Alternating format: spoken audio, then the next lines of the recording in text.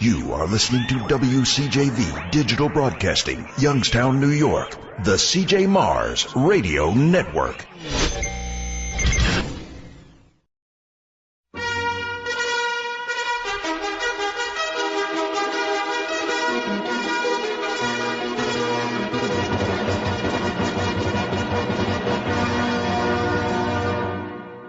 Truth, cover-ups, lies, and in-between.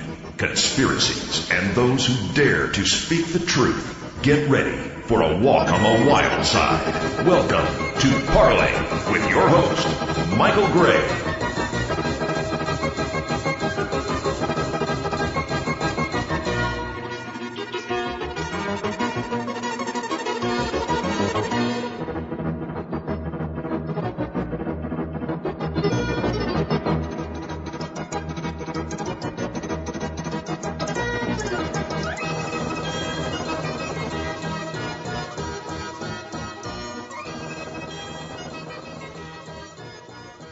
Hi all, how you doing? I'm Mike Gray, this is Parlay, and you're listening to WCJV Digital Broadcasting, Youngstown, New York. And I want to start putting that at the beginning of the show because I want to honor our the station here and Cindy Jean-Pierre. We have a different show tonight. I just want to make some announcements and it's just going to be a different show because we don't have a guest per se. It's going to be me making some announcements and some stuff and we have an interesting thing that I want to play for you, which is from a friend of mine who happens to be a shaman, and her name is Jennifer Shepard, and she's with the lipstickmystic.com. But we'll get to that in a minute. Some announcements. Parlay, we have a YouTube channel. If you want to check us out on YouTube or on Spreaker, just look Parlay Radio.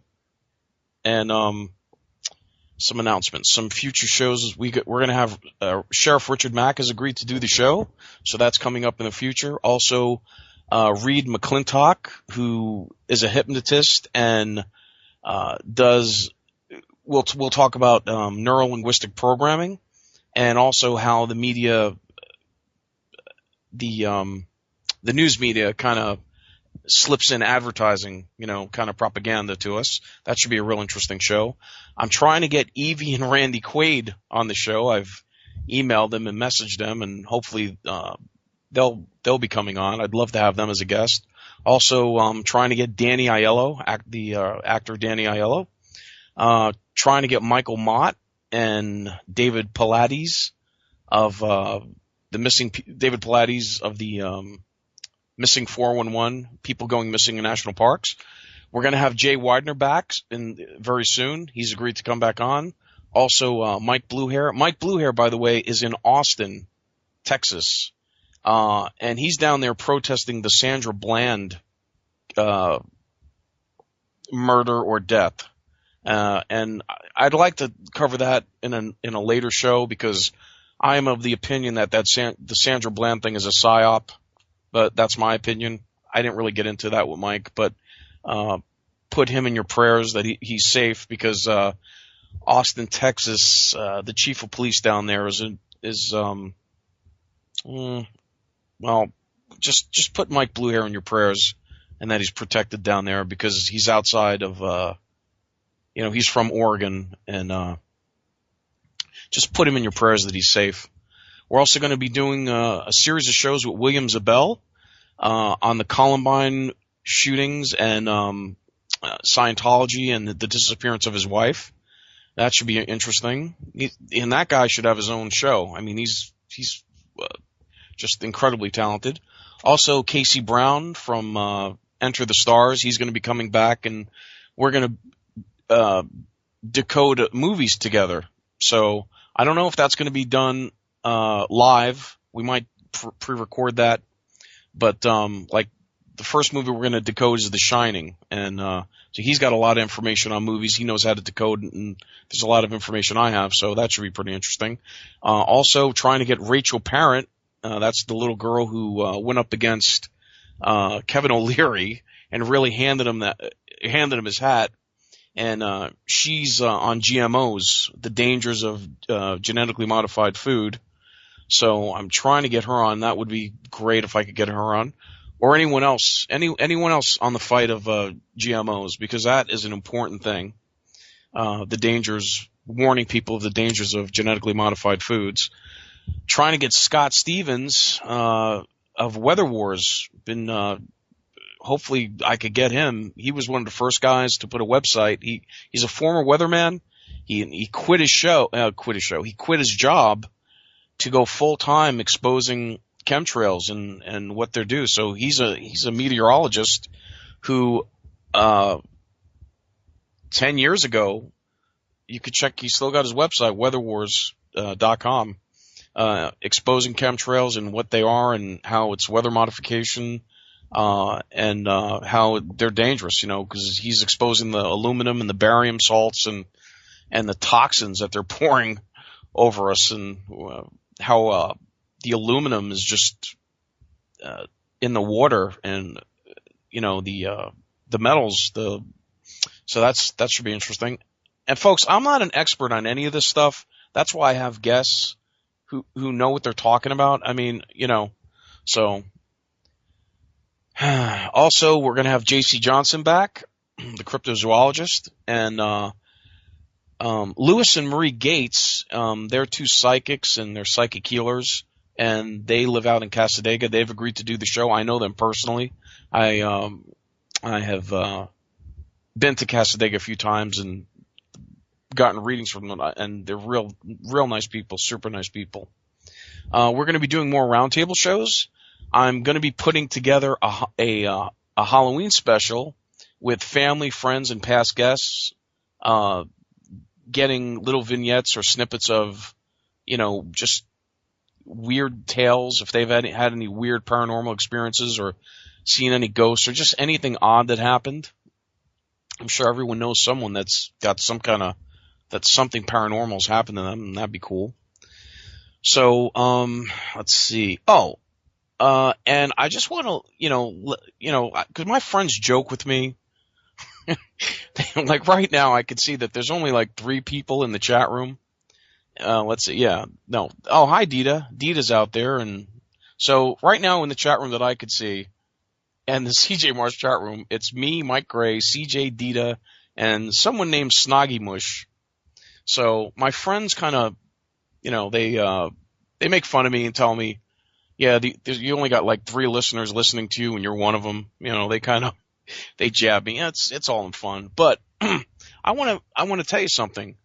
The interview I did with Crow777, which I gave him the file, and he has a YouTube page. That interview has 8,435 views to date. I checked. The interview I did with Casey Brown of Enter the Stars 3 weeks ago, that interview has 9,274 views. And the show I did with Mark Sargent, Flat Earth Clues, that Flat Earth show I did, that has 7,135 views. So, those are pretty strong numbers, and the word is getting out. Now, I know that those views are on their website, and they didn't come to listen to Mike Gray.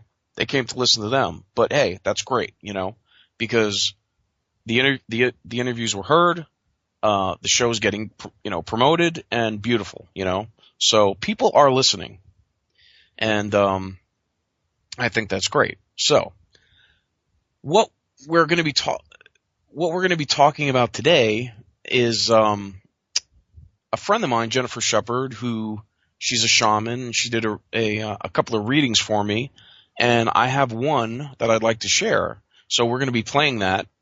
Also, she wrote a book called The Lipstick Mystic's Guide to Time Traveling, Healing, and Time Body, and Finding the Best Possible Timeline, while others do the Apocalypso dance. I bought the book. It's a great book. I've read it.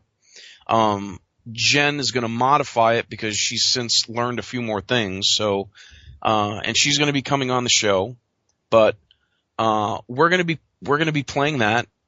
Her intro to it, which is about 15 minutes long. I'm gonna come back, and then we're gonna do the shamanic journey that she did for me, and she recorded it and sent it to me. So that's about 45 minutes long. And then after that, Jen has a thing that she did about affirmations, and that's about 10 minutes long. So that's going to be the show. I couldn't get Jen today or tonight to do the show with me live because she had some prior obligations, but she is going to do the show. She is going to do a show, and I'll have her on, and she's just a fascinating person to talk to.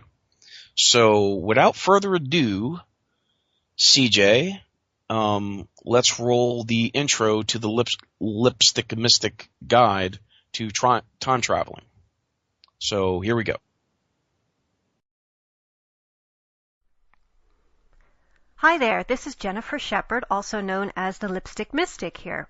I'd like to take a few moments today to read out loud a short passage from my new book. My new book is called The Lipstick Mystic's Guide to Time Traveling, Healing the Time Body, and Finding the Best Possible Timeline while others do the Apocalypso dance. This book is all about my real-life experiences as a professional time traveler. I call it that because I didn't always think about it this way, but a large portion of my work and my efforts each day, back when I had a psychic counseling practice full-time and I had an office and I saw clients every day, a huge portion of my work involved time traveling. And I did this full-time for about a decade, but I had started giving readings 10 years prior to that and have continued to do many different types of psychic work and shamanic healing work for thousands of people from around the world since then. But at the time, I was working with perhaps 10,000 people over the course of that decade, and I learned very quickly that when people came to me, my focus was always on helping them sort through problems that they were having and give them immediate strategies about how to improve their lives. And to do this, I had to very quickly sit down with them, introduce myself, focus on their energy, and transport myself briefly into their past so I could see some of what's been going on in that person's past and some of what had been happening to them. Then I'd journey back into the present with my consciousness, and then I'd start looking out into various probable futures or various timelines that the person was creating. And I didn't really experience this as a terribly intellectual process. It was very instinctive. I was just very good at being able to tune into what I would actually see as different branch-off points of choice and of probability that the person was setting up in their lives. And I would sort of travel like Doctor Who in my time machine, and I'd zip down one reality, and I'd say, "Oh, you don't want to go down there. There's scary Cybermen or Daleks that way." And then I'd travel down a different timeline and say, "This one looks really harmonious and positive. Let's strengthen this probability for you. Let me work with you to help create that so it goes from just being slightly possible to extremely probable." And I would actually see energy gathering along these different time points or probability points. But I never really thought of myself as a time traveler. People called me a psychic counselor, a spiritual counselor, a psychic guide. Sometimes they called me four-letter words, but you get used to that when you're in a profession that's occupied by so many charlatans and scam artists. You learn to sort of have a sense of humor about it. But over the years since then, I realized that I had developed a very intimate relationship with time. And it's a very mysterious one as well. I don't claim to have all the answers about the true nature of time, and I am by no means a physicist or a mathematical person who can sit and give you some mathematical model for what time is supposed to be. I come at it more from an experiential viewpoint, as someone who every day, for years and years and years, had to navigate through time to help my clients to make choices that were going to improve their lives and help increase the possibility that they were going to have positive events happen and that they were going to go down very good, progressive timelines. Over the years since then, I've become really, really interested in things like doom and gloom prophecies, and why do we get so addicted to these horrible predictions that come up every year? You see on internet discussion forums almost every month somebody claims to be an insider, and they're going to tell you all about how the military is repressing information about a pending alien invasion that's going to happen in a month, or a pending financial collapse, and we're all going to have to retreat to caves and live with our dried canned goods and our guns. Or they are talking about a Mayan prophecy, and the Mayan prophecies get reinterpreted every couple years. So even though we just had the Mayan 2012 scenario not come to pass this past December, because right now it's March 2013, already all these experts are sort of reinterpreting the Mayan texts and prophecies and saying, oh, well, the Mayans were really talking about the end of time happening in 2013 or 2014.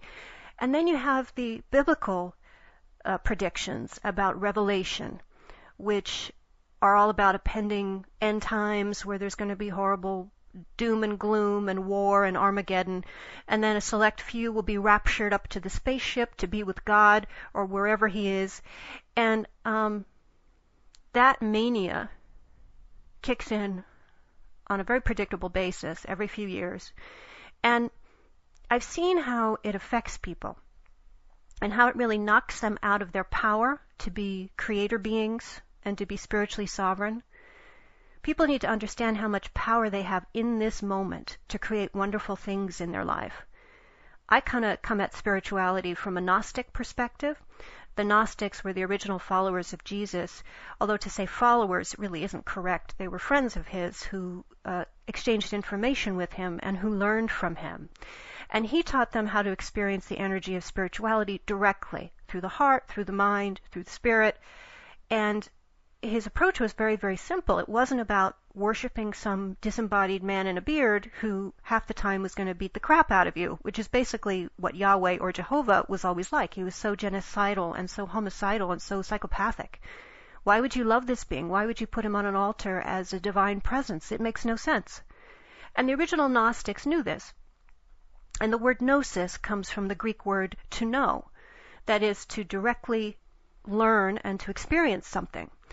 So I have a Gnostic approach to spirituality. I also have a shamanic perspective, having studied many traditions related to connecting with the earth, connecting with our ancient history as a very, very long-lived species that has experienced many different lifetimes in human form. And also the shamanic path is very deeply involved with honoring other creatures of this planet as very, very wise and very, very self-aware, including trees, crystals and rocks, and the animals. And it's taken me a long time to sort of develop the language to listen to Mother Earth. But what I've discovered, especially over the past decade when I've been living in the country, and I've been living kind of a quiet life, mostly working as a writer and doing some healing work kind of quietly and privately, is that Mother Earth loves us very much, and she's not planning any earth changes, and she's not planning to ditch humanity in some kind of horrible cataclysmic series of earth changes. But what she has told me is that there are a lot of human and not so human elements doing a lot of negative things with weather technology, creating manipulated storm systems and earthquakes and other things which are adding great stress to both the planet herself, all the creatures of this very delicate ecosystem that we share, and to humanity as a whole, 7 billion people starting to feel more and more frightened and threatened as they feel this sort of disruption in the Earth's magnetic field. But this is a manipulated event. This has nothing to do with the fulfillment of an ancient prophecy. And as I learned more and more from her about how there is no end times event planned or going to happen, and I also learned many things from a very beautiful group of beings I call the time angels, because they've revealed themselves to me as guardians of time who help us experience time. And they're very mysterious. They've only spoken to me a few times, and I've very, very carefully written down all their teachings. And they've talked about how time and probability are one. And we experience different timelines based on what energies we're holding and what probability we're manifesting. And that really throws the whole idea of some set point of a definitive prophecy from the ancient ones having any relevancy at all to our future. We only go down a doom and gloom pathway or a doom and gloom timeline if we choose to. And I've gotten very angry about all the manipulative forces out there that seem to be hurting humanity down the worst possible timeline, getting us more and more alienated, angry, out of center, off center, and ungrounded. And when I wrote this book, I pulled together my real life experiences as a time traveler and my perceptions about time through all the different adventures I've had, some of the broader perspective of what Mother Earth and the time angels have taught me about larger things going on in the world, and some very negative sort of conspiracy territory stuff that you need to understand as well, that to my perception is very real, but I don't share that to get you frightened. I share that to give you tools so that you can take action in your life and be more powerful and be more centered and be more passionate with your creation. And I also teach a very important healing technique in part 4 of the book. It's the technique to heal the time body. You may have heard of the aura, or the energy field that surrounds the body. We also have subtle energy bodies within that auric field. There's an emotional body, an intellectual body, a spiritual body. We even have other bodies, including a creationary body and a time body. And the time body can get damaged. And when it's had a lot of damage, you'll tend to manifest more and more negative situations, and you'll have what can only be called bad luck, where you're trying very hard to think positive or to be a progressive and powerful person, and yet here you are having disastrous events in your personal life or financial life or your health, and you just can't seem to generate the energy to be well on any level. And when that's going on, it's a very, very strong sign that you have major damage to your time body. And the good news is there's a very simple healing technique that I describe in the book about how to correct this damage and to get your time body functioning better again.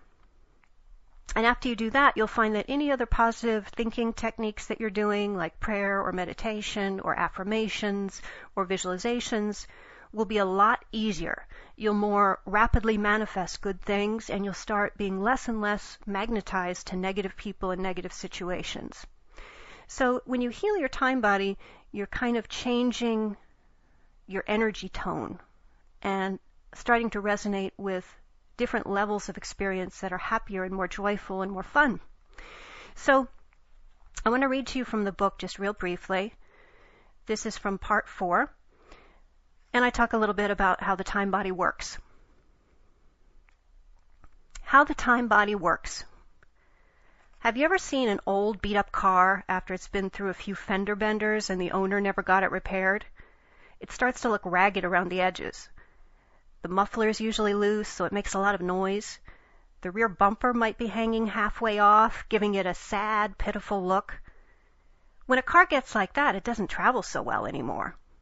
It takes a lot more effort to get it to move from one place to another. Sometimes you have to really hit the gas pedal hard to get the engine up to speed. And the wheels are usually out of alignment, making it unwieldy and even unsafe to drive.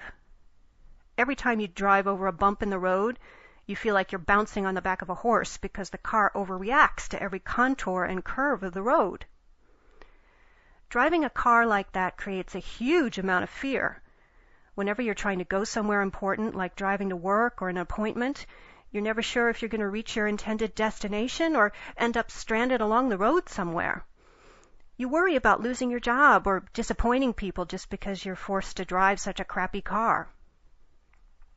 A big part of your daily attention is focused on willing your car to work or praying or hoping that you'll be able to make it from one place to another. Just as we need a car that's in working order if we have to drive a lot, we also need our time body to be fully functional and in good condition. The time body is really another vehicle we use for travel, only we use it to get from one reality to another, or one probability to another.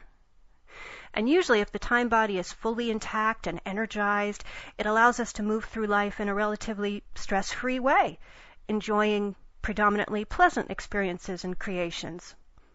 But when it gets a lot of dents in it, and pieces of it are misaligned, it becomes harder for us to move along in time and space. It gets more difficult to summon up the necessary energy to propel yourself down happier timelines because you feel very heavy from all the past damage you've experienced. You might not have a broken fender or a bad muffler, but things are definitely off. Your overall energy gets low, and your spirits and optimism start to sink. And if this continues, you'll no longer be able to see hopeful possibilities anymore. Instead, you're always anticipating problems and expecting the worst. And since you have chronically low energy at this point, it's harder to focus and to maintain clarity about what you're doing. You start to have far too many days where you don't give a flying fuck, and you just go along with the flow instead of taking independent action in your life. You just don't have enough energy to do anything else. You're beat. You've had it. You're through. You don't care how much worse it gets because it's already pretty damned bad. When you're in that place, you become very susceptible to things like peer pressure and other negative tribal influences because you just don't have the energy to push beyond that lower, denser level of energy that so many people tend to live in. You don't have any clarity about being able to set yourself on a different course. So you sink to their level and align with the masses or the herd, even if the herd is headed in a really stupid or unenlightened direction. From there, one bad choice leads to another, and a negative momentum sets in. You find yourself headed down the worst probable personal timeline, either aiming towards eventual self-destruction or violence against others, or both. And all of this goes on because you never had a way to heal the original damage you had in your time body, which probably wasn't your fault at all, because it most likely came from events in your childhood or youth which you had no control over, or this damage happened to you in past lives, and you can't easily access those memories, so you're clueless about what type of trouble you got back into then, and wouldn't even know how to begin to correct those problems now from the vantage point of the present. Some signs that you have a lot of damage to your time body. You can tell when you have lots of damage to your time body because these themes will be very strong in your life. Physical or emotional illness, either your own or people around you experiencing them. Abuse you receive, or abuse you dole out to others. Fear and anxiety that never goes away. This can in turn lead to various types of addiction as a way to medicate away those feelings. Social problems, where you're always caught up in the cycle of being a victim and finding yourself in bad situations. Problems coming into your full strength and power with your natural talents. Something or somebody always seems to get in the way, like you try to get a college degree but run out of money, or you think about starting a business, but your wife ends up accidentally pregnant and you can't take the risk of starting something on your own, or you decide to work on writing a screenplay, but are forced to live with a loud, out-of-control roommate because you need the extra rent money. It's like you can never work on being you and developing your special gifts. The universe keeps placing major obstacles in your path. You have deeply conflicted or even naive and inaccurate notions about money and cash flow, so financial problems are very bad in your life. You tend to attract really bizarre instances of what can only be described as bad luck. Like if you're standing out in the open and there isn't a bird in the sky, somehow a bird will materialize out of nowhere and manage to shit all over you. That type of bad luck. Since you find it hard to access your own sense of truth or to feel confident about being the authentic you, you're prone to adopting life philosophies or cultic beliefs where you end up following somebody instead of carving out your own path in life. You have little to no confidence in your own decision-making process. And then, if you've had lots of past bad experiences, you worry that if you do make decisions, things will just go to shit again like they did last time. At this point, your time body has a lot of dents in it, and you really can't see any way out of your misery because you've become so accustomed to pain and suffering. You might find it hard to even connect with the concept of being happy or healthy or wealthy at this point. It's just too unreal to you because those energies have become foreign to you. Do any of these things sound familiar to you? I hope not. Some of them are pretty bad. But if they do, don't worry. If you focus on healing your time body, you'll start to see some significant internal shifts in how you're looking at life and feeling about your life, and you'll start raising the type of energy you need to start navigating down a much better timeline toward a much better probability. It's never too late to shift into experiencing a much better reality, and healing the time body can really help you. That's the end of that excerpt from my book. I do hope you'll check it out on Amazon. The book is The Lipstick Mystic's Guide to Time Traveling, Healing the Time Body, and Finding the Best Possible Timeline While Others Do the Apocalypso Dance. And again, I'm Jennifer Shepard. Please also visit me on my website, lipstickmystic.com, where I post daily blog updates and all kinds of interesting articles about psychic development, spirituality, mysticism, and connecting with the cool energies of the universe. Thanks very much. Okay, we're back live, and I hope you really enjoyed that introduction to her book. That was Jennifer Shepard, The Lipstick Mystic, and check out her website, lipstickmystic.com, and she's got a lot of articles in there and just really great stuff. She's got her blogs, her shop, contact, videos, and her book, The Lipstick's Mystic's Guide to Time Traveling, Healing the Time Body, and Finding the Best Possible Timeline While Others Do the Apocalypso Dance. I actually bought 2 books because I gave one to a friend, and I have one here. And if you look at the back of the book where she does a dedication, you'll see Michael G, and that's me, baby. Yeah, that's right. I'm in a book. I'm somebody, just like the jerk in the movie with Steve Martin, The Jerk, where he gets all excited about being in the phone book. Be somebody. I made it in history. I'm in a book. Hey, what are you going to do? So, and now we're going to talk about, or not talk about, we're going to play the Shamanic Journey that she did for me a while ago. And I think that this is back in 2008. This was the last Shamanic Journey she did for me. And so we're going to be playing that. But I just want to announce one thing. We're going to do a show, and I forgot to mention this, about these. We're going to do a show about these doctors being killed over GCMAF, which is a cancer cure that the government or the pharmacies, the pharmaceutical companies are trying to suppress. So we're going to do a show on that because this is ridiculous. They're killing off all the holistic doctors. The last one to die was Dr. Bradstreet. So he was murdered, and we can't have them popping off our doctors like this. So we got to spread the word. We cannot let their deaths be in vain. So okay. Anyway. So we're gonna go to that, but let me do the call letters first. You are listening to WCJV Digital Broadcasting, Youngstown, New York, CJ Mars Radio. I'm Mike Ray, your host. This is Parlay, and our special guest, even though she's not here, is Jennifer Shepard, the Lipstick Mystic. And right now we're gonna play her Shamanic Journey she did for me. So we'll be right back, and this is about 45 minutes. So stay tuned. Right now. Here it goes.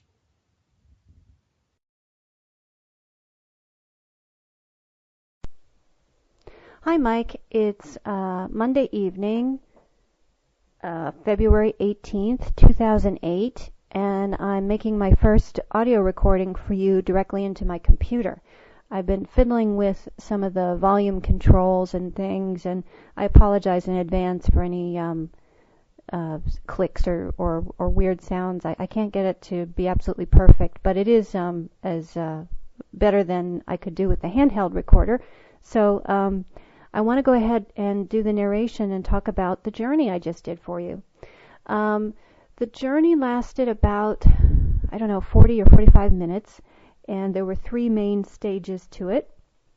Before I set out, I pretty much just set the intention that you're ready to move past this period of your life where you've done a lot of penance and karmic payback and helping everybody but yourself and dealing with a lot of dense and chaotic energies, and really setting the intention that you are ready to move forward, to be creative and to be abundant and to be really, really successful. And that we welcomed any tying up of loose ends through some of your ancestral stuff and through your genetic ties.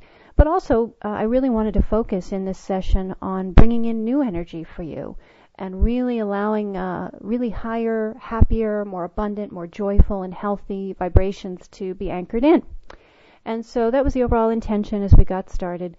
First, they had me ring some of my Tibetan bowls and bells in honor of your birthday and your power return, solar return, which is the time of year when the sun moves back to your birth sign and stays there for several weeks. We're just moving out of that time now. The sun is moving into Pisces, I believe, tonight or tomorrow.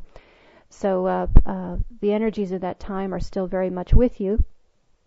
And we just celebrated for a moment with the Great Spirit and the power animals and the guides and helpers, and just kind of rang a joyful noise about the return of your birth energies and the power that is available to you at this time of year. And then I got started with the drum, and I did the drum journeying. When we got started, there was our usual group of power animals, and the main spirit guide that came in to help this time was Tecumseh, who was a very powerful Indian warrior of legend. And he sometimes comes in and helps with journeys that I do on behalf of men, especially men that have had warrior lifetimes and are dealing with finding a peaceful resolution of those energies so that they can use them properly. And so I knew when he showed up that things were going to be interesting. And we started out the journey by going through Nate, the big tree out here at the edge of the property. And this time we didn't run into any obstacles or deceptions like we did the other time during the last journey I did for you. It was a very straight shoot. We were guided to go down the roots of the tree down to the third layer in the lower world, which in this case brought us out to the Summerlands. The Summerlands are the places where Indians would traditionally go in the summer because they migrated. You know, they spent part of the year in the winter. They would move to a certain area that was geologically and geographically comfortable for them to live in. And then in the Summerlands, they would go to more beautiful areas where they could just camp outside and really enjoy nature, and where food was plentiful and hunting was plentiful. And every tribe had its own traditional Summerlands where they did very powerful summer celebrations with the equinoxes and the solstices in the summer and then the spring. And what I saw was sort of a culmination of many, many different ancestral spirits connected to you from past lives and also this life, and how sometimes somebody has known you in a past life and they also know you in the current life. Our first stop as we were walking in through the Summerlands, which was just filled with very happy people celebrating the summer months, we were taken to Grandmother. And Grandmother looked like she was a combination of grandmother energy in the sense of the spiritual crone, the wise woman, the elder woman, who was a very strong Indian archetype. But she was also, I think, your actual physical grandmother in this lifetime. And she was very happy to see us and very happy to see you. She was all smiles, and she told us that this cycle of you basically paying off karma or paying off debts or fulfilling a spiritual contract to be looking after your mother and dealing with all the repercussions of complex and challenging and sometimes very unhappy female energy in your life, stemming from your mom's various issues and also her mother's various issues, are at an end. And your grandmother was very happy to share this with you and was very proud of you. In fact, she gave you a garland, a necklace made out of olive branches, and they were kind of woven together in a pretty they weren't beads, but they were kind of woven together. And she gave this to you as a necklace, and she said this was a sign the olive branches were a peace offering, that you're now officially at peace with all of those complex duties that you took on for a long time in helping the women in your life. And she said that part of the reason why you had to do that was for spiritual correction on your part to even out some things that you'd done in past lives. And she hinted at some lifetimes where, as a warrior, you hadn't been entirely nice to women. And she specifically talked about a lifetime when you were, I think, living in the late days of ancient Rome as a soldier. And you were really just a foot soldier. And at that time, you were expanding with the Romans through the Middle East and through what's now Jerusalem. And there was a lot of illness and fever. And a lot of the men were very sick with sort of low level, I don't know if it was dysentery or whatever it was, but the end result was you were running around in a fever that didn't kill you, but it certainly made you like emotionally and mentally unwell. And in the middle of that, you guys were doing fighting and conquering various towns and trying to spread the Roman Empire and trying to stem rebellions that were starting up. And sometimes the Romans would make a point in very brutal ways. It was pretty much you're with us or against us. And, you know, they were the ones who did the crucifixions and the hangings and the really brutal stuff to try to discourage others from revolting. And you weren't a bad guy, but you were part of that. You were swept up in doing your job as a soldier. And she was showing me this one particular lifetime where, you had engaged in some acts of barbarity against women in the town or wherever that you were conquering or stemming rebellion in. And it was, you know how when you take action when you're not clear, like when you're drunk or when you're tired or when you're revved up on drugs, that's kind of what happened. It's like the fever was making you so distorted in your thinking that you really weren't very quick on the uptake to say, we really shouldn't do this, guys, or I think we made our point. We don't have to, rape and pillage and, hurt the local town people. You just weren't really in a good state of mind to be able to stand up for the little guys. And in that particular lifetime, I think some of the women that you've known in your life now, like your mom and your grandmother, and perhaps some other women that you've known in this lifetime, might have been on the receiving end of some of those dark deeds. And because you are a spirit of great conscience, we've all had lifetimes when we've done stuff that wasn't so good, and usually, as we continue to evolve, we want to correct that. And sometimes we end up in very tough situations later on, not really understanding why, and having to finish up some old karma to balance things out. And your grandmother said that that's very much what you've already completed with her and with your mom, and she's very proud of you and was just all very loving and forgiving and proud of you and proud of your compassion and your empathy and the strength and patience that you've shown for the women in your life, even when it's been really difficult and you've had to sacrifice things. And this wasn't just about the women you've helped. This is also about how you've taken on more feminine actions, like looking after your uncle and being a caretaker, which is much more of a classic female thing for that period of time, and challenged yourself to really, operate on no sleep and, go through a lot of horror yourself in order to help somebody who needed help.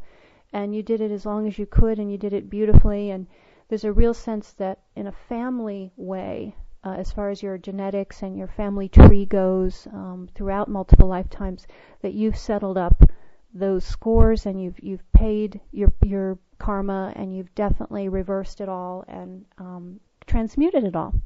So your grandmother gave you this beautiful garland of olive leaves and olive branches, which were really a sign of peace and healing around this, and very strongly a signifier that you've done good and that these issues can now be done and you can go forward with your life and do other things. But she said they still had some more things to share with you, some information. And she led us to another area of the Summerlands where there were a group of men gathered. And there were two different groups. One was a group of very elderly men sitting down talking, and the other group was of men that were not terribly young, and they were sort of doing some like athletic stuff, like competitions. And they were off having fun. And you were beckoned over to talk to an elderly man who was there. I said he had some information for you, and we went over and talked to him. And he said also although you didn't have the classic warrior's initiation in this lifetime, which is a change of life thing that all teenage boys used to go through in the Indian culture, where they'd be sent off on a vision quest to really become men and to make that transition. And when they came back, the tribe acknowledged that they were now men and that they were no longer boys. And unfortunately, today we don't really have any rituals like that that are positive. You know, sometimes guys will go off to war, but that's not a real positive thing, you know, these days. And it's more of an external symbol that they've grown up and they haven't really spiritually reached the state of being warriors yet. But because we don't have any meaningful transitional rituals where the tribe really acknowledges your power when you come of an age as a man, there are pieces of that get missed. And I think maybe in one of our past journeys, they may have actually gone and given you the warrior ceremony of coming of age. I vaguely remember that they did that already.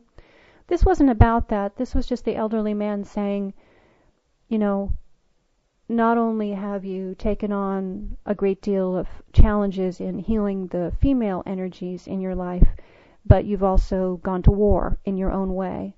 And he said specifically, you've been at war with the forces of ignorance and fear, and that you've done that within yourself, to challenge yourself to become more enlightened and to look at things very carefully, you know, with all your reading that you do online and research into alternative subjects and metaphysical subjects, and all the work that you've taken on to really advance your own understanding of life and to confront darkness within yourself and within others and within the planet.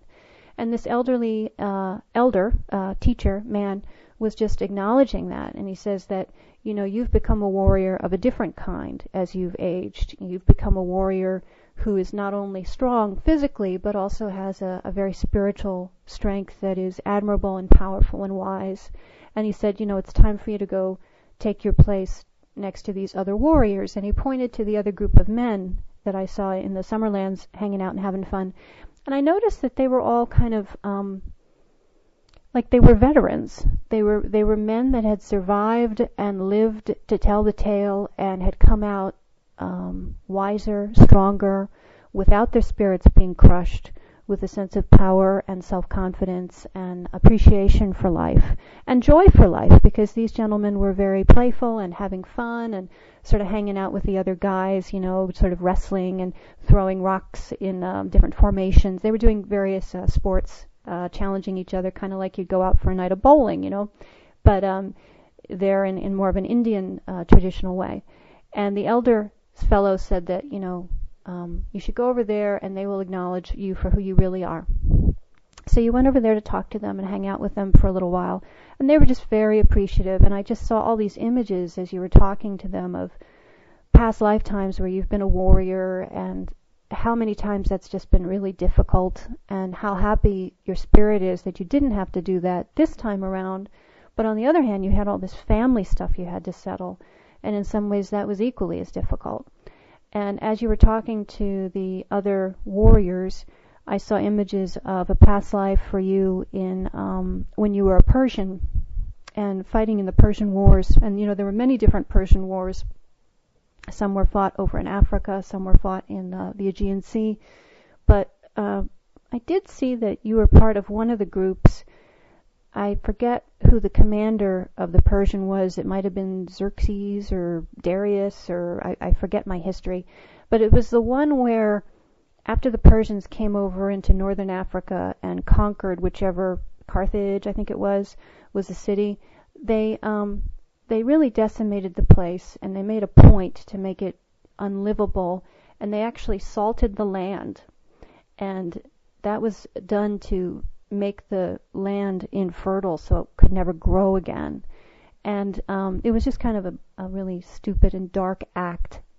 And I got that you were part of the group that was forced to do that, and certainly not very enlightened about doing so, just caught up in following commands.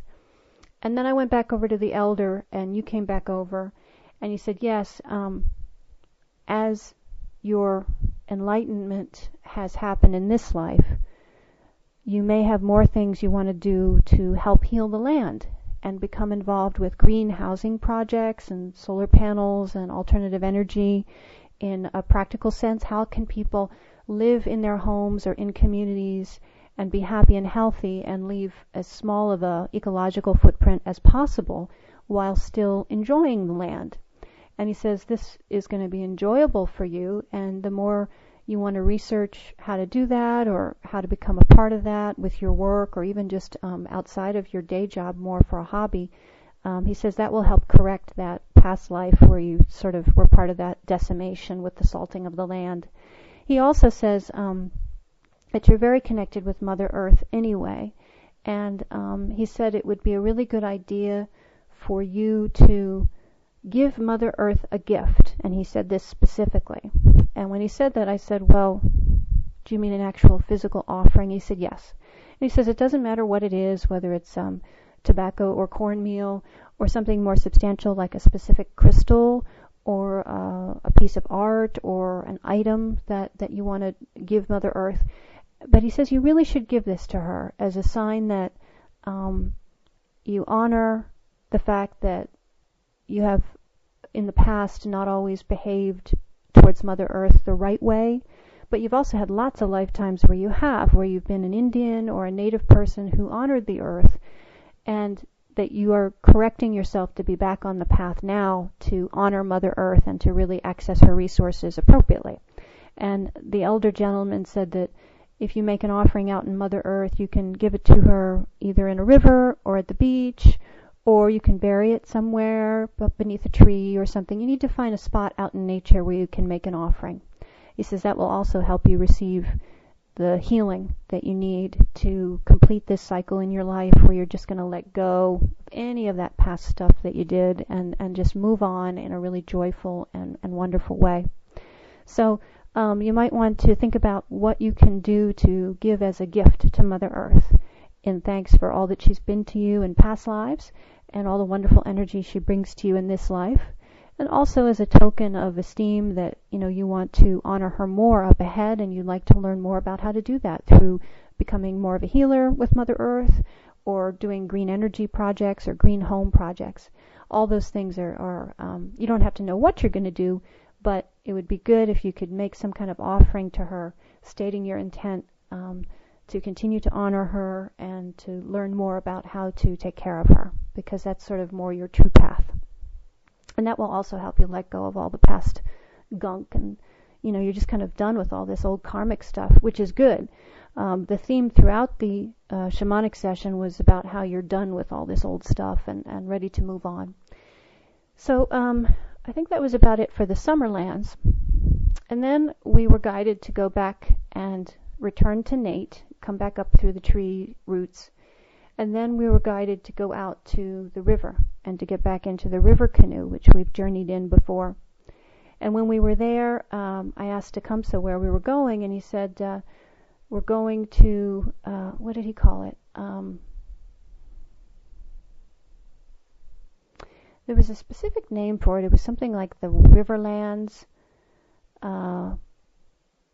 It was a place I hadn't been before in any journeys. And we got into the canoe, and as we were floating along, we were suddenly following down a lot of beautiful small waterfalls and very pretty rapids, not scary rapids, but really beautiful kind of swirly waterfalls and rivers of water.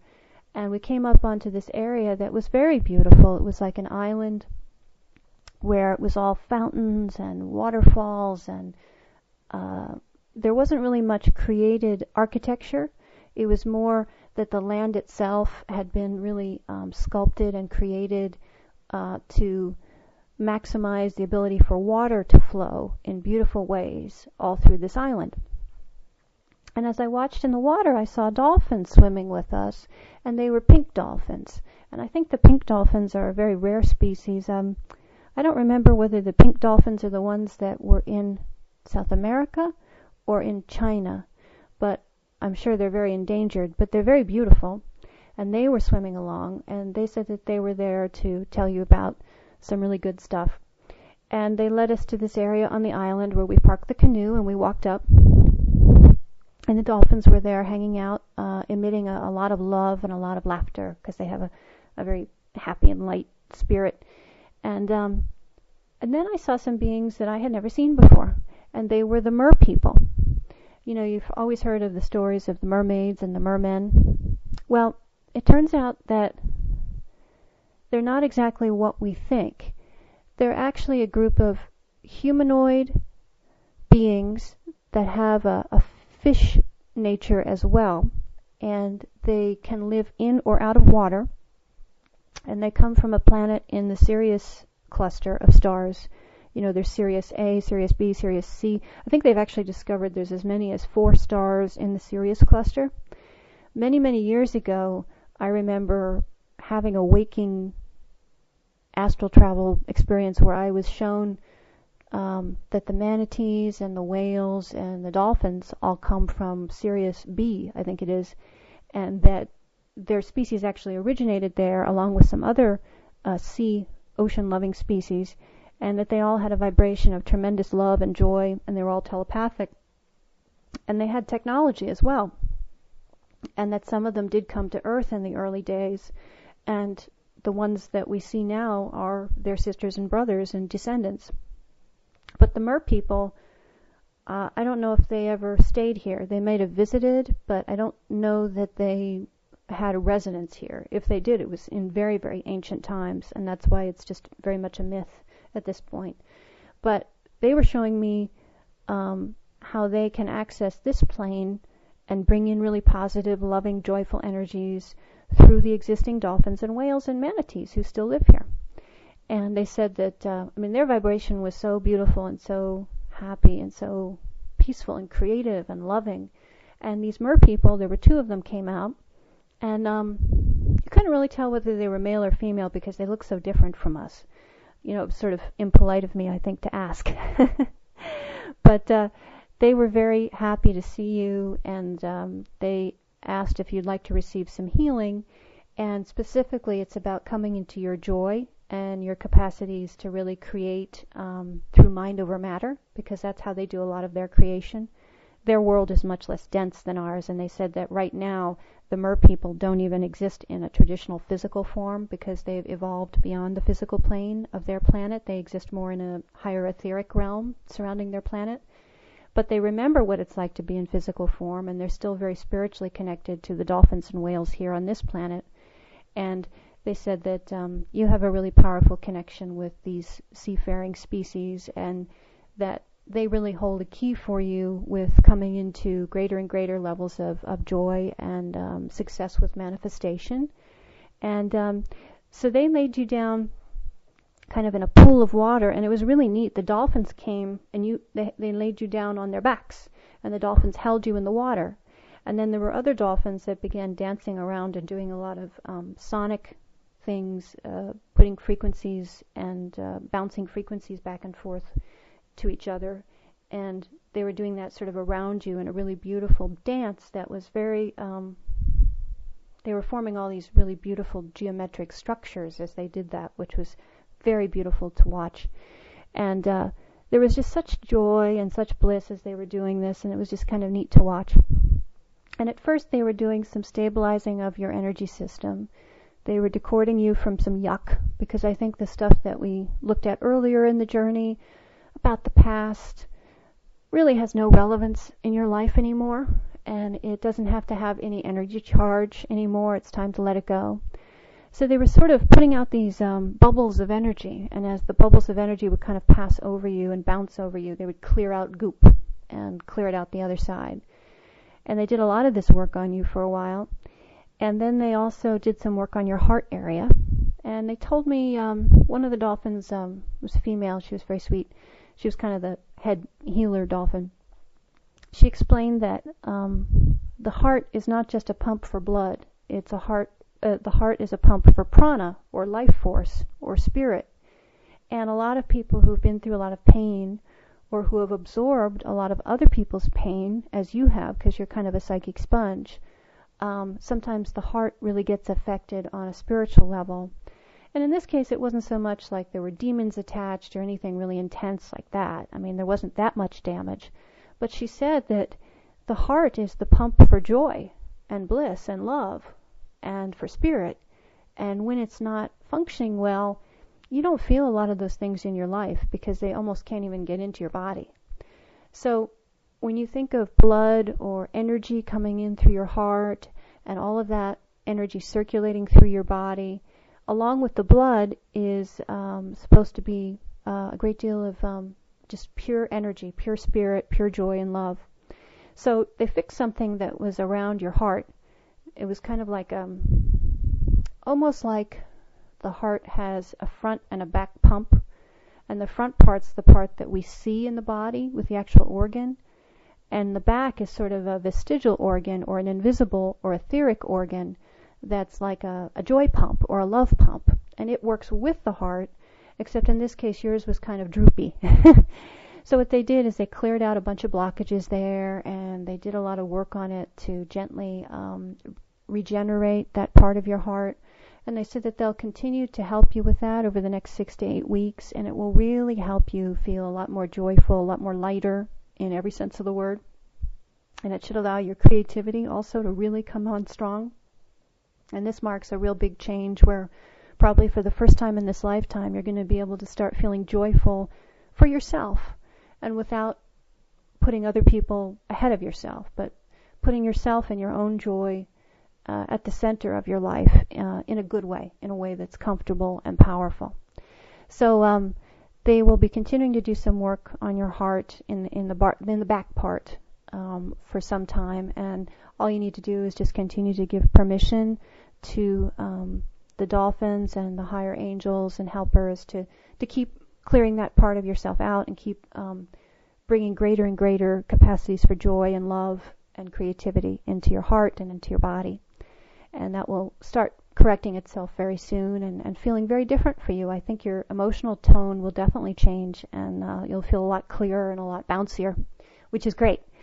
And they also said that that dolphins have a message in the sense that they want you, every time you see a dolphin, like a dolphin on a bumper sticker or a dolphin piece of art, or somebody's name is something dolphin, or a company name might use the word dolphin, that's a sign from them, a reminder that it's time to lighten up, and it's time to be joyful, and it's time to have fun, and that you're allowed to, and that this is actually your prerogative and your imperative now as you move forward with the rest of your life, is to embody joy and embody happiness and love in a way that's comfortable. It's not about serving others in the sense of sacrificing yourself.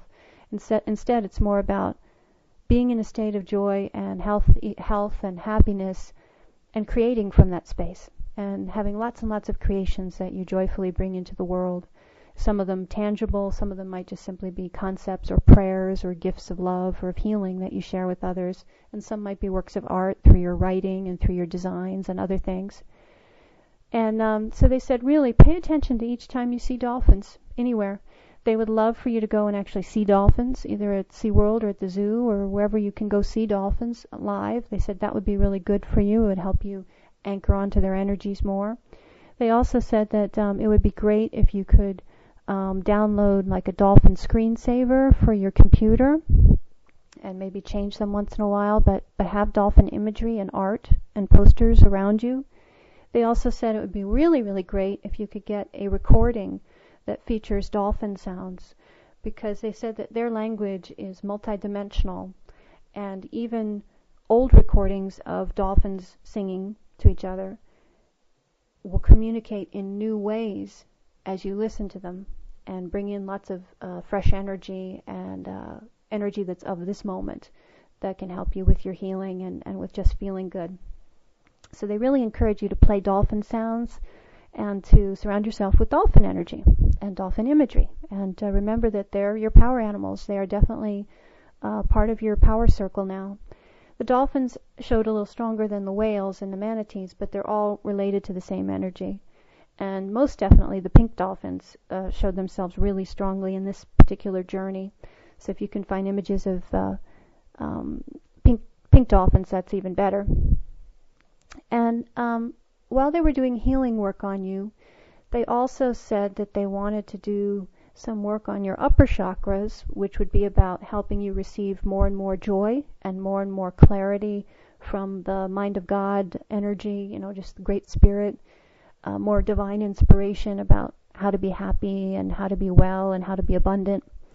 And they showed me an energy center that's very dormant in humans. I guess it's one of those energy centers that we lost the use of after Atlantis. But I've never really seen this one before. It's, where the third eye is, on the forehead or just above the forehead. And then there's the crown chakra, which is at the very top of the head. Well, it turns out there's an energy center between those. Not quite at the top of the head and not quite where the third eye is. And that energy center is directly related to the pineal gland, but it's also a center for joy and for manifestation and for creating through positive emotion. And the dolphin said that this center for you was ready to open up and to be utilized and to be healed and to be brought online. And what they did is they brought in the energy of pink ruby. Rubies come in many different colors, not just red. And they showed me a beautiful pink ruby. And they were using the energy of pink ruby placed in this part of your head to help facilitate this chakra and allow it to open up. So if you want to work with any visualization to try to open up that energy center, you can use a vision of there being a beautiful pink ruby in there that is shining and bringing in energy and circulating energy through your body and through your life. And they said that this would help you, again, bring in these higher vibrations of joy and of happiness that are really going to be coming in soon and are starting to already. So that was pretty neat. And then they did some more kind of general healing and balancing on you.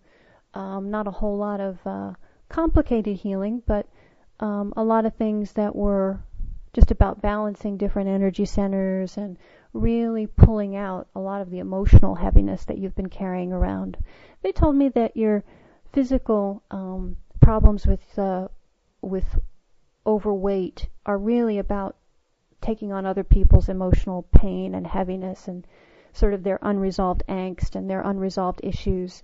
And that the more every day you can just say, I relinquish and I expel all emotions belonging to other people and just picture them lifting off of you. You're going to be lightening up more and more, and it'll be a lot easier for you to maintain the weight that you want without really dieting, more just by energetically lightening up. Your metabolism will also shift around. And what we're also seeing here in the journey is I really like seeing the dolphin energy coming in for you because they're so sweet. They're really sweet and they're funny and they're smart as heck and they just... I can't even really describe it. You've probably tuned into dolphin energy before, but it's a little bit like being around kids, except kids can be kind of yucky and they're also very immature. Dolphins are so intelligent, but they're intelligent in a different way. It's like everything they create comes from a place of joy, and everything they create comes from a place of fun and love. And in doing that, they invent games with each other that you and I almost can't even imagine. Bouncing energy back and forth just because it's fun. Seeing how many colors they can paint in their minds around a particular concept just because it's beautiful. They think in this really 4-dimensional or 5-dimensional way that's really interesting. And they're very, very good at manifesting. So as you kind of tap in more to their energy, it's going to get a lot easier for you to hold an idea in your thoughts about what you want to manifest, and then gently release it, and then very quickly see it come to pass. Moving much more towards effortless creation, like they talk about in the Secret movie and in the What the Bleep movie, rather than working at something really hard and then struggling and then waiting and waiting. So I really expect a big shift in your energy to really continue. At the end of the session, the dolphins said that it'll probably take until about the middle of May before you're kind of completely integrated with these new energies. But what I was surprised at is that was kind of the end of the session. The dolphins said, you're doing good. I asked if they had any specific messages for me to tell you other than what we've already described. And they said, really, it's about welcoming the new. It's not about getting rid of the old, because that's already done. It's not about any deep, dark healing. That's already been done. In fact, their message was everything is sort of the reverse of heaviness. It's about welcoming in a completely new way of looking at things. Actually, they did tell me, let me see if I can remember the exact phrase. They said basically that you should welcome new ways of looking at things and get rid of the old ways of looking at things. It's not quite the exact translation, but the image was of, you know how we have certain habits about the way we think about things, whether they be political or religious or even just minor things like little habits that we have that we just think are important or are the right thing to do, and we don't even question them. And then one day you wake up and you're not interested in doing that anymore, and you don't really have an emotional charge about it. You just wake up one morning and you're not into it, and you don't think it's valid anymore, and you just move on to try something else. It's like that. The dolphins were telling me the theme for you for the next couple of weeks is to gently release the habits of the past and gently make room for yourself to think about your life in a different way. And almost everything that you believe to be true or that you assume 100% is true, you might find that some of that isn't true, especially any beliefs around world crises or I think sometimes the conspiracy theory sites can be very bad for us because that can be one creation, but there's an awful lot of energy on this planet that's about positive creation, and a lot of people who don't believe that anything's going to happen in 2012, including myself, except we get up that morning and we go about our business. So reality very much is what we create of it, and just because there's some yucky people creating yucky stuff, you look at that stuff too much sometimes and you can really get sucked into it, and before you know it, you're depressed, and before you know it, you don't feel well, and before you know it, you're not making any money that week, and it all ties together. And the dolphins are really there as a reminder of a completely different kind of energy that is so the opposite of those things. It's so the opposite of poverty, the opposite of fear, the opposite of depression or loneliness, and the dolphin energy is still here with us. I mean, it's amazing they still choose to be on this planet with us, but they say that this is still a wonderful playground for creation, and they do a lot of work creating good energy for the ley lines and helping circulate chi or prana throughout the earth. And they love humans, and they know that we're really very playful, wonderful beings that have just been taught to be miserable. So if you find yourself questioning your need to be miserable because you wake up one day and you say, you know what, I don't feel that heavy about that anymore, and what if I'm wrong? Or what if those experts aren't telling the truth, or they're looking at it only through one vantage point that's very negative? You might want to disassociate yourself from plugging into the really heavy stuff. Now that doesn't mean, it's always that balance where you want to understand that, yeah, there is evil out there and there are some yucky things, but sometimes the more you fixate on it, the more you can attract it. I've certainly found that to be true in my own life. The real mastery of energy is about reclaiming your joy and reclaiming your love for life and for creation. And the dolphin energy, because they just exist on that wavelength and they've never fallen in consciousness, they're just this marvelous cue or reminder, because you can't really look at a picture of a dolphin and not tap into that joy. You can't really listen to their sound and not be uplifted. They have a really magical quality to them. And because they are so higher dimensional, they immediately pull you into that place of peace and of joy and resolution. So that was pretty much the journey. We finished up with the dolphins. They said that you're going to be integrating some of the healing that they brought you for a couple of weeks at least, and then for a larger level, you're going to be welcoming in wonderful new energies here for the next few months, and then things will just be looking very different for you, which is good. They didn't have a lot of specific recommendations. They just said, if you want to, you can focus on that energy center kind of up at the top of your forehead and picture a pink ruby there.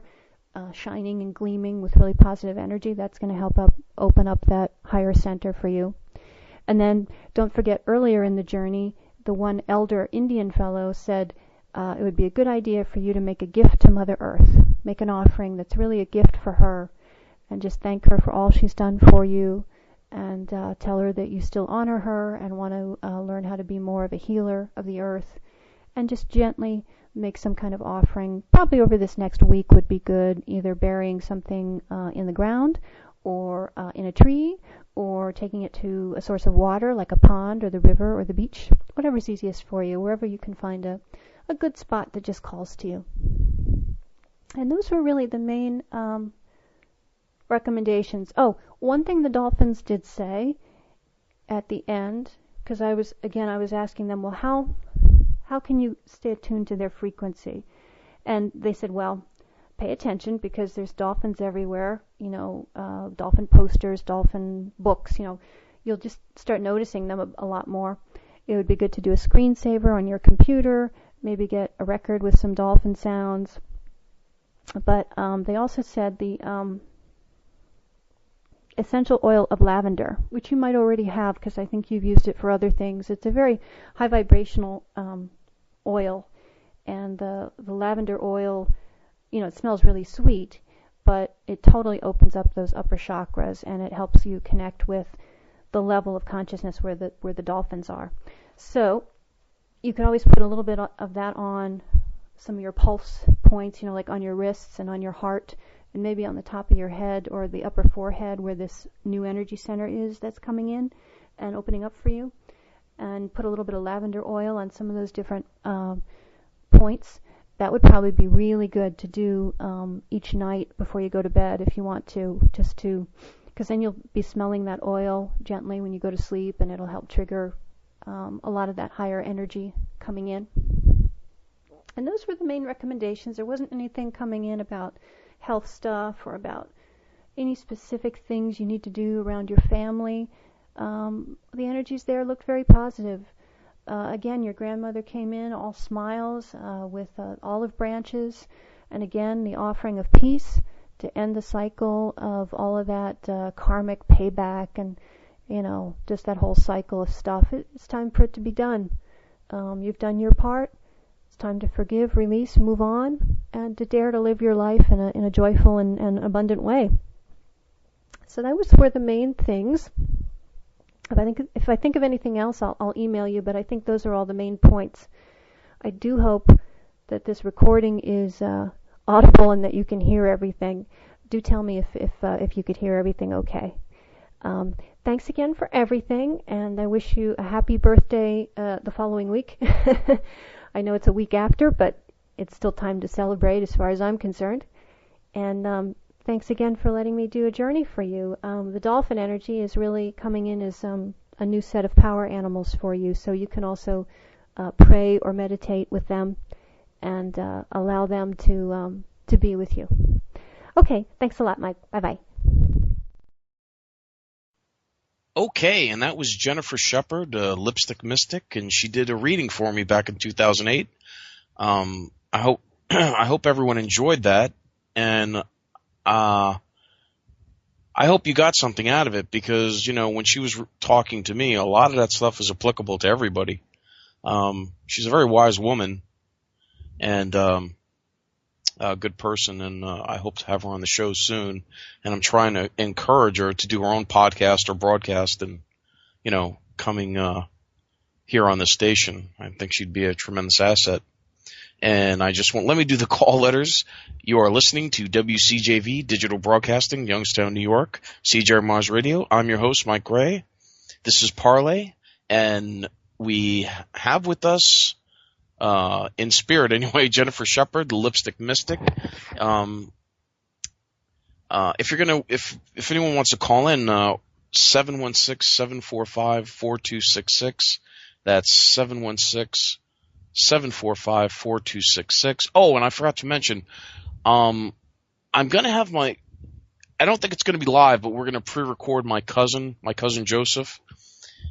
He was in a coma for 8 weeks after a botched operation, and he almost died. He did die, in fact. He coded on the operating table, and he lost his eyesight, actually. His optic nerve went out, so he's blind. He's currently blind as a bat. He has been, I think, for the last 13 years. And he has an incredible story to tell, what happened when he died. And so he's agreed to tell that story, and that should be fascinating. And that's going to be really good. That's going to be a good show. Hopefully we'll get that up soon, too. I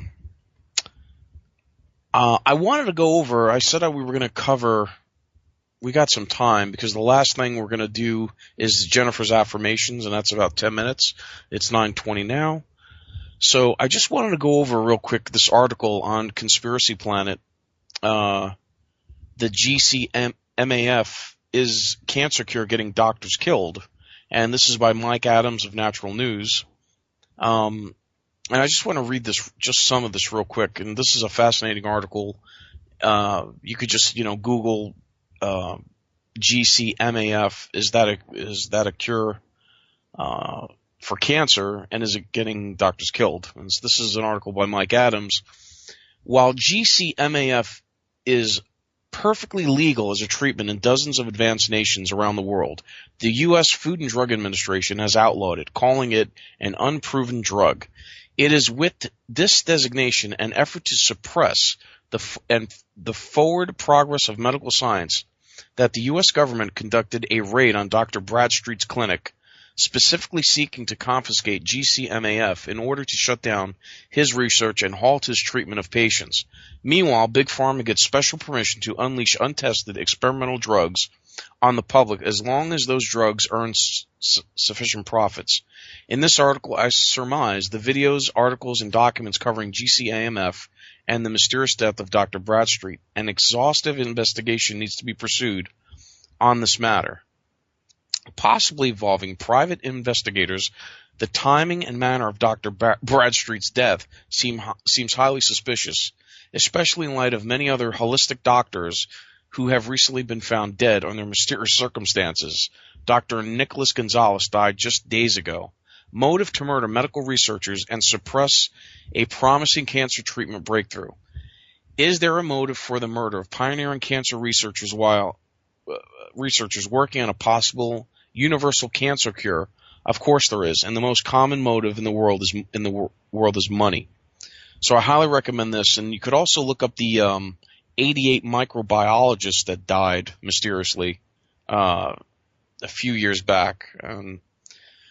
Some of the deaths look like the Clinton murders or the Clinton death list. You could also look that one up, or all the people that the Clintons knew, their bodyguards, people they did business with. If you did business with the Clintons or knew the Clintons before the presidency, you didn't have long to live, let me tell you. So that's on that. And also, I just wanted to touch on the three things that are in the news that I think are psyopses, and that is, one, the Sandra Bland death or murder. Two, the Cecil the Lion killing, this dentist that supposedly killed this lion. I think that that's some kind of a psyop. And the other one that's making the news that I think is a psyop, a hoax, it didn't happen, it's all a joke or something, is these two boys lost at sea. They, like 5 or 6 days ago, they went out in Jupiter, Florida, and they've been missing for 5 days. I mean, after 3 days, if you don't have any water, you're dead. But they're still looking for this. But I saw the parents and a lot of the friends and family, and they're all joking and laughing and giggling in the interviews, and it just I don't know, it just smacks of something weird to me. So those are the 3 stories. There's more, but and I don't know what's going on today, but I just feel tongue-tied, and I feel like I'm mired. So, okay, so now we're going to play affirmations by Jennifer, and that should be 10 minutes. And then after that, maybe we'll take some phone calls. Okay, ready to play that, CJ? Okay. All right. 10 minutes long. These are affirmations by Jennifer Shepard.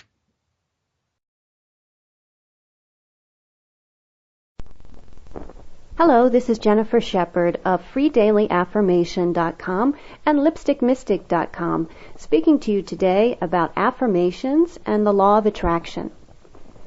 People often send me questions asking one major question over and over again, and I totally understand how they're interested in finding out the answer, because as you start to work with affirmations and visualizations and you really focus on improving the quality of energy in your life, you can really bump up against a universal concern that I think we all have, because sometimes it just takes a little longer to achieve our goals than we would like. And the question is, how long does it take for the law of attraction and affirmations to really improve my life? We always have homework that we're doing. Sometimes we're working on relationships and improving those. Sometimes we're working on career issues or cash flow or money issues. Whatever your problem area is, chances are you've built up years and years and years of negative expectations and negative beliefs and heavy emotions surrounding that thing. And the challenge is to discharge that and to clear out that debris. I call it psychic debris, which is the gunk that we sort of accumulate over time. All of us are psychic sponges. We're very empathetic to our environment and the people around us when we're growing up and going to school. And we absorb all these influences from so many people, from our parents and grandparents to our neighbors, to our friends and our teachers and our colleagues. And their beliefs often program us to expect negative things in our life. And if you have a problem area where you're having problems seeing the results that you want, I encourage you to go a little deeper and really think about your past history, the people who have had a big influence on you in your life, not just the positive influence, but those that you've really had tangles with, who have really slimed you or made you feel bad about yourself or made you angry or depressed. Because those people are your teachers. And in remembering some of those incidents and the things where you were wounded by them, you can start seeing where you may have started to pick up patterns of negative belief. The law of attraction will work constantly in your life. But if you are radiating a negative belief about something, you're going to attract negative experiences surrounding that issue.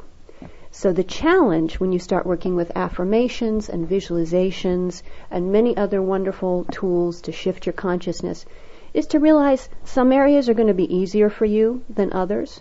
You may have very little negative belief about health, or maybe you don't have any negative beliefs about money.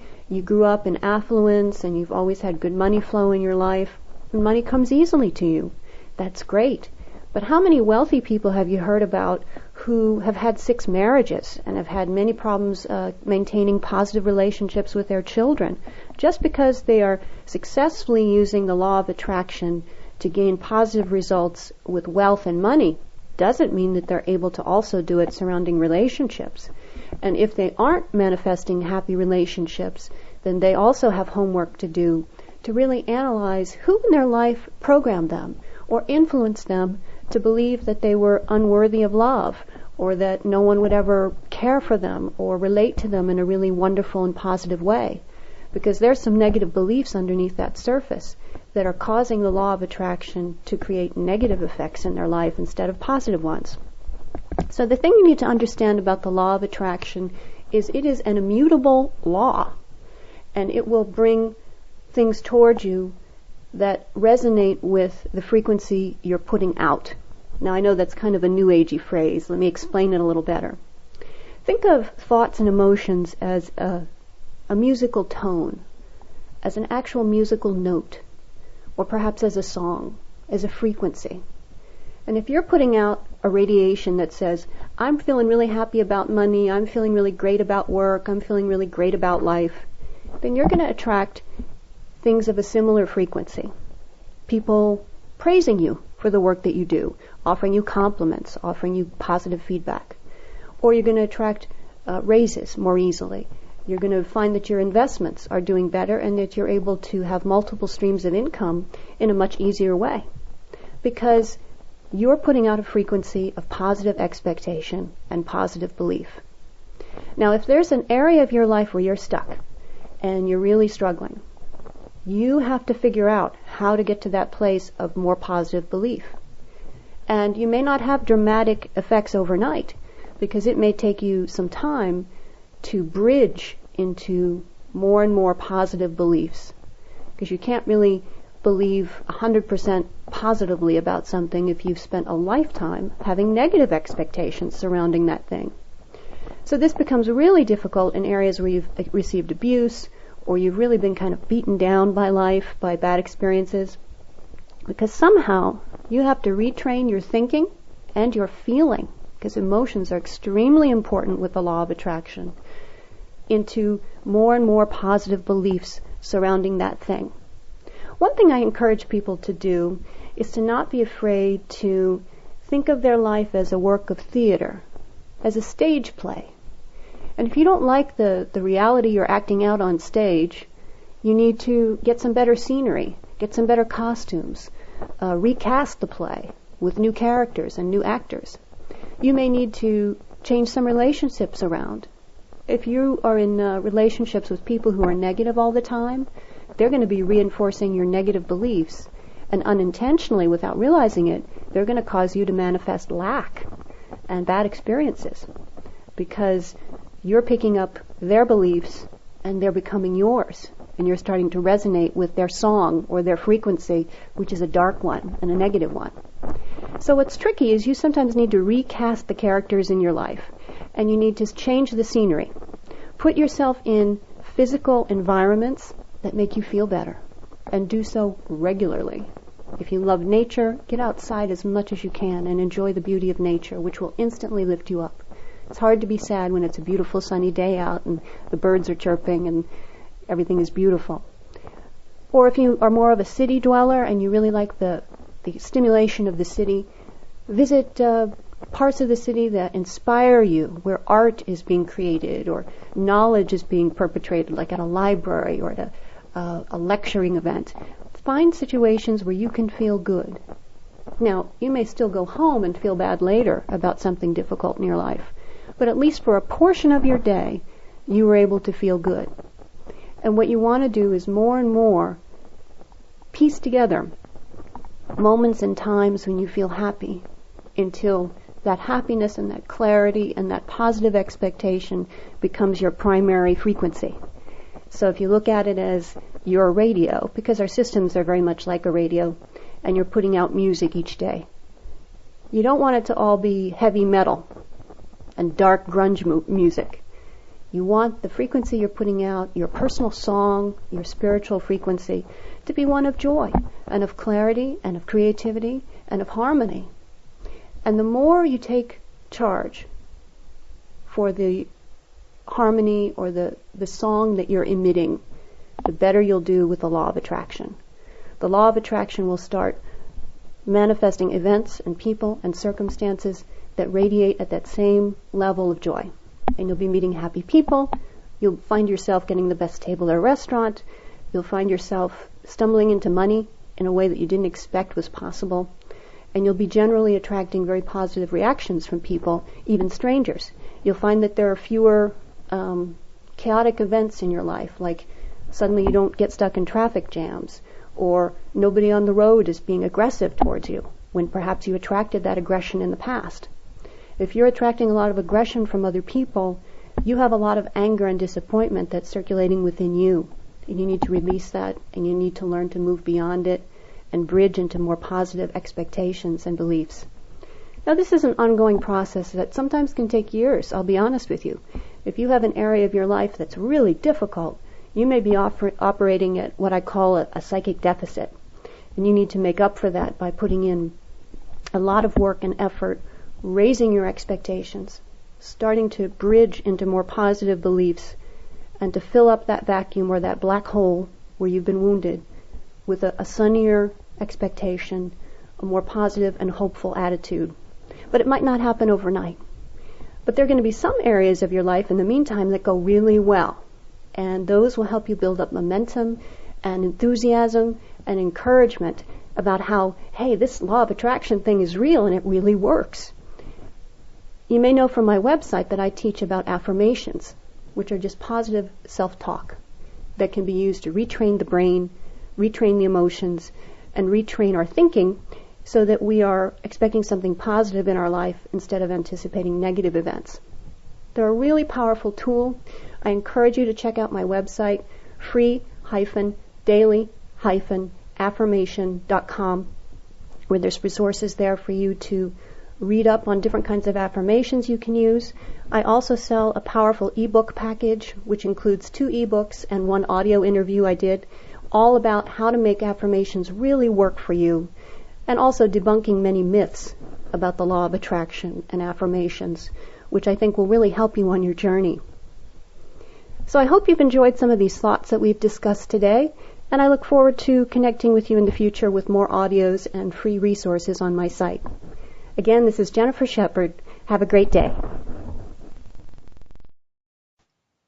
Okay, well, that was Jennifer Shepard. I hope you enjoyed her intro to her book, the Lipstick Mystic's Guide to Time Traveling, Healing the Time Body, and Finding the Best Possible Timeline While Others Do the Apocalypso Dance. It's really an excellent book. I highly recommend it. Check out her website, lipstickmystic.com. Check out Jennifer Shepard. She's really a talented psychic. She does readings, and she's a shaman. She's a really great person. I hope you enjoyed the Shamanic Journey that she did for me and the affirmations that she just told everybody about. And I apologize for being so tongue-tied today. I guess I didn't take my vitamins like I should have this morning. But I want to thank Cindy Jean-Pierre. I want to thank everybody in the chat room, Dita and Snoggy Mush. I want to thank our audience for listening. And I think we're going to cut it short tonight. And that's it. And just the only thing I could say to everybody is, if there is somebody in your life that you need to forgive, if they hurt you real bad, forgive them. And if you can, call them up and tell them why you were angry at them, and just forgive them if you can, if you have it in you to do it. And don't harbor hate in your heart, because it just isn't worth it. When you harbor hatred in your heart, it doesn't affect the person that you hate, it affects you. And I think there is just so much negativity in this world, and so much bad blood, and so much anger, that we need to just stop this insanity that's going on in this world.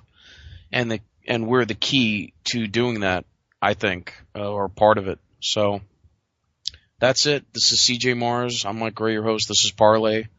And I hope you enjoyed the show. And I'm sorry if I interrupt the guests. I'll try working on that. I see the complaints that I interrupt guests, and I'll try not to next time. I'll do my best. But this is it. See you next week, and we are out of here. Bye.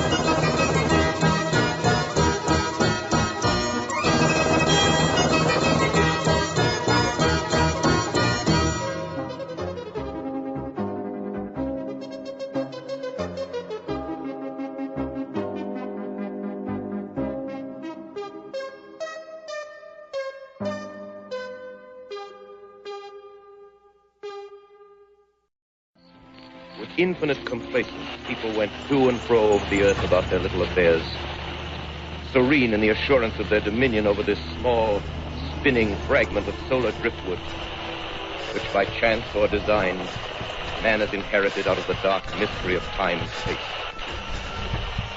Yet across an immense ethereal gulf, minds that are to our minds, ours as the beasts in the jungle, intellects vast, cool, and unsympathetic, regarded this earth with envious eyes, slowly and surely drew their plans against us.